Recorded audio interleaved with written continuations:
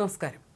ഇരട്ടപ്പദവി പരാതിയിൽ മറുപടിയുമായി Devaswom board president K Jayakumar എത്തിയെങ്കിലും പ്രതിസന്ധി അതിരൂക്ഷമെന്ന് റിപ്പോർട്ട്.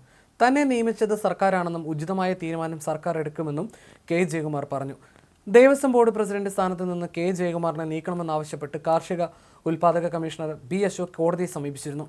IMGയിൽ ഡയറക്ടർ എന്ന നിലയിൽ താൽക്കാലിക ചുമതലയാണ് നിർവഹിക്കുന്നത്. ആ ചുമതലയിലേക്ക് സ്ഥിര നിയമനം നടത്തുമെന്ന് പ്രതീക്ഷിക്കുന്നു. അതുവരെ അവിടെ ഇരിക്കുന്നുവെന്ന് മാത്രം. ദേവസ്വം ബോർഡ് പ്രസിഡന്റ് എന്ന നിലയിൽ ശമ്പളം കൈപ്പറ്റുന്നില്ലെന്നും കെ ജയകുമാർ പറഞ്ഞിരുന്നു. എന്നാൽ ഈ വിശദീകരണത്തോളം അത്ര എളുപ്പമാകില്ല കാര്യങ്ങൾ. 2 പദവിയും ജയകുമാറിന് നഷ്ടമാകാനാണ് സാധ്യത. അതിനിടെ നിയമപ്രകാരമാണ് താൻ കേസ് കൊടുത്തതെന്നും ബി അശോകും പ്രതികരിച്ചു. 2012 ജയകുമാർ IASൽ നിന്ന് വിരമിച്ചു. എന്നാൽ 2018 വീണ്ടും സർക്കാർ സർവീസിലെത്തി. IMGയുടെ ഉത്തരവിൽ തന്നെ കേരള സർക്കാർ പദവി സൃഷ്ടിച്ച് നിയമിക്കുന്നുവെന്ന് പറയുന്നുണ്ട്. അതുകൊണ്ട് തന്നെ ആ പദവി രാജിവെച്ച് മാത്രമേ ദേവസ്വം ബോർഡിൽ ചുമതലയേൽക്കാൻ കഴിയൂ. എന്നാൽ അത് ചെയ്യാതെയാണ് സത്യപ്രതിജ്ഞ ചെയ്തത്. അത് നിയമവിരുദ്ധമാണ്. IMGയിൽ നിന്നും രാജിവെച്ച് ചുമതലയേറ്റുവെന്നാണ് കരുതിയത്. പിന്നീട് അങ്ങനെയല്ല കാര്യങ്ങളെന്ന് മനസ്സിലാക്കി. ഇതോടെ IMGയുടെ ഡയറക്ടർ ആരെന്ന വിവരാവകാശ ചോദ്യം നൽകി. ജയകുമാറാണ് പ്രസിഡന്റ് എന്ന് ഉറപ്പിച്ചു. അതിനുശേഷമാണ് ഹർജി നൽകിയത്. 10 മാസത്തിനുള്ളിൽ ഈ വിഷയത്തിൽ തീരുമാനം വരും. ഇതോടെ ജയകുമാറിന് സ്ഥാനം ഒഴിയേണ്ടി വരും, അശോക് പറയുന്നു. IMG ഡയറക്ടറായിരിക്കെ കഴിഞ്ഞ മാസമാണ് സർക്കാർ കെ ജയകുമാറിനെ തിരുവിതാംകൂർ ദേവസ്വം ബോർഡ് പ്രസിഡന്റായി നിയമിച്ചത്. ദേവസ്വം ബോർഡ് പ്രസിഡന്റായി സത്യപ്രതിജ്ഞ ചെയ്തപ്പോൾ IMG ഡയറക്ടർ സ്ഥാനം രാജിവെക്കാത്തത് ചട്ടലംഘനമാണെന്ന് ബി അശോക് പറഞ്ഞു. IMGയിൽ ജയകുമാറിന് ചീഫ് സെക്രട്ടറിയുടെ ശമ്പളത്തിന് തുല്യമായ ആനുകൂല്യം കിട്ടുന്നുണ്ട്. എന്നാൽ ദേവസ്വം ബോർഡിൽ അത്രയും തുക കിട്ടില്ല. അവിടെ അലവൻസും സിറ്റിംഗ് ഫീസും എല്ലാമായി കുറച്ച് തുകയെ കിട്ടൂ. അതുകൊണ്ടാകാം കുറഞ്ഞ വേതനം കിട്ടുന്ന പദവി കൂടി അധികമായി കൈവശം വെക്കാമെന്ന് ജയകുമാർ കരുതിയതെന്നും അശോക് പറയുന്നു. 80 വയസ്സ് വരെ മാത്രമേ താൻ സർക്കാർ സർവീസിൽ ജോലി ചെയ്യുമെന്ന് ജയകുമാർ നേരത്തെ പറഞ്ഞിട്ടുണ്ടെന്നും അശോക് പറയുന്നു.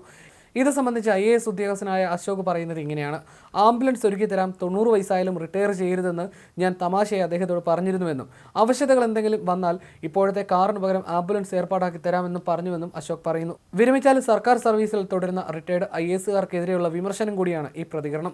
സംസ്ഥാന സർക്കാർ ജീവനക്കാരന് ഹർജി കൊടുക്കാൻ പാടില്ലെന്ന് പറയുന്നത് ശരിയല്ല. തൊഴിൽ പ്രശ്നങ്ങളിൽ കൊടുക്കുന്ന പരാതി പോലും സർക്കാരിനെ പ്രതിസ്ഥാനത്ത് നിർത്തിയാണ്.